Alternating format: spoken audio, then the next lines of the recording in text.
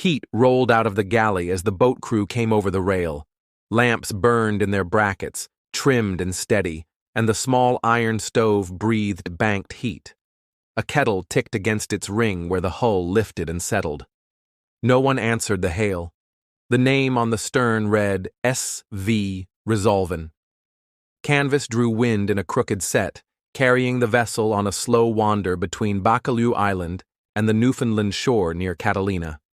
It was August 29th, 1884, late afternoon. The Royal Navy gunboat HMS Mallard closed to investigate. They had watched her erratic course long enough to know something was wrong. Lieutenant William L. H. Brown sent a party with boat hooks and a line to make fast. From the first glance, the scene was too tidy. No smashed hatches, no torn canvas, no blood. The wheel turned easily, the binnacle was sound, and the lifeboat was gone. Below, bunks held the shape of recent sleep. Clothes hung on pegs. The captain's papers were in place. The log carried an entry from earlier that day, only hours before Mallard first raised the brig. A ship set for routine work stood empty. Resolven was a Welsh-owned working brig trading between Britain and eastern Canada. Other than a broken yard and a few scrapes, she looked sound. The galley fire was banked and the lamps were lit, a routine interrupted. Sailors board an abandoned ship by habit. Clear the deck, check the bilges, search the holds, test the air. Nothing explained the silence. 7 crew and 4 passengers were gone. Their gear remained. The lifeboat was missing. The log fixed the window. The last position lay within 6 hours of the sighting. No storm had blown through. But a large iceberg stood to seaward. If a spar cracked or the hull kissed a growler, a captain with passengers might choose the boat rather than trust the dark with unseen damage. Before boarding, Mallard tried voice, whistle, even a shot across the bow. The brig held her line as if no one heard. Left to herself, a vessel looks alive. Sheets pull, blocks knock, helm swings and recovers. The first minutes on deck mattered. The men expected mess and found order. Trinity Bay in late August is deceptive. The water stays cold, and current around Baccalieu can carry a small boat farther than its crew expects. Survival in the water is measured in minutes. Even in a boat, a light swell can turn near shore. Missing bodies prove only that people searched where the current did not take them. Numbers frame the choice. 11 people strain a single boat, and small brigs did not carry roomy craft. Loading takes time. Uncover, lower, pass water and a compass, then embark. Mallard's men saw no chaos in that process. It looked controlled, the kind of departure made with plans to return. Newspapers wanted a headline.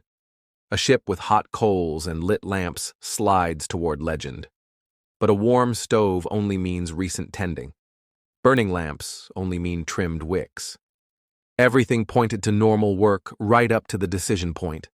After Catalina, Resolven was refitted and sold. She went back on ordinary runs. In 1887, she wrecked on a voyage returning to Newfoundland from Nova Scotia with lumber. Her fame rests on the quiet day 3 years earlier when she did not carry the people she should have carried. Set beside Mary Celeste, the match is limited. Both were sound and empty with fresh logs, but Mary Celeste drifted far from land.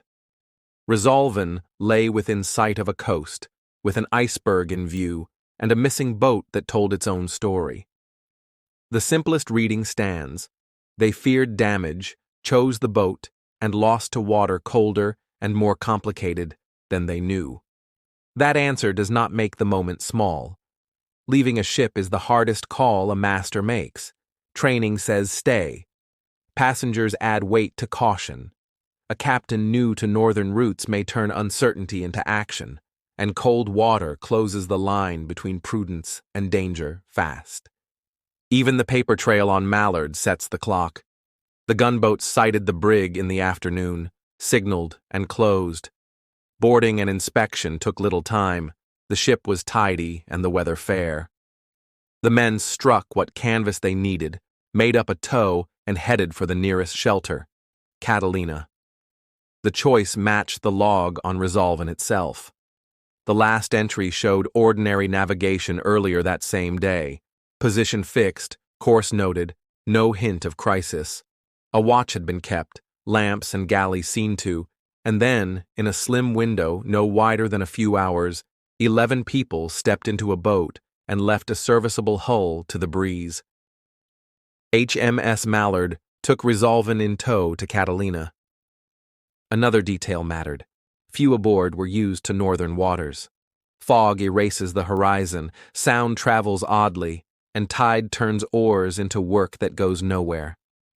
Step down from a sound ship into a small boat after sundown, and nothing forgives a mistake. A few reports later claimed heavier damage forward. Others described only a broken yard. Either way, a blow from ice can feel fatal, and without local experience, a captain might choose the boat. Theories narrowed to 3: ice damage, real or feared, fire, or gas from the hold.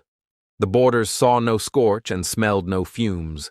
Piracy and mutiny make no sense. Nothing was smashed or stolen. The sea was the only weapon. The last log entry was fresh. Routine held until it didn't. Perhaps a jolt, a crack forward, a shape on the water no one could weigh. With passengers aboard, caution rules. You clear the boat, take a compass and a lamp, and lower away, planning to hover nearby until daylight. The plan fails the minute a swell lifts you wrong, or fog folds in, or current sets your oars against a slow drift you cannot see. After that comes the kind of silence the ocean keeps. Fog could have erased their bearings. Swell might have lifted and dropped the boat wrong. Tide may have set them off a headland. Turn back, and the brig might drift faster than oars can chase.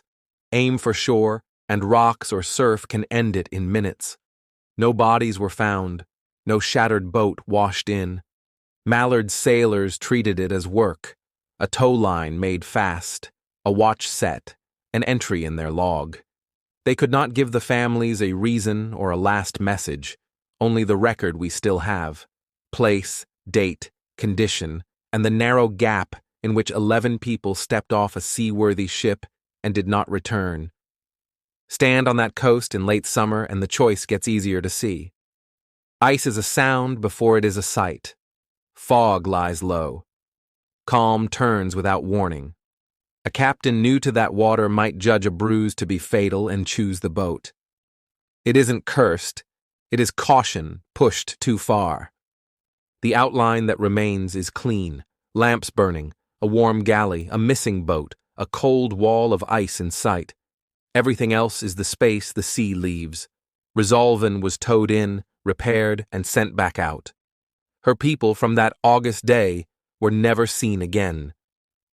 The ocean holds their names the way it holds most names, without comment, and without returning them. Thank you for listening to The Sunken Ledger. Subscribe for more true stories from the depths.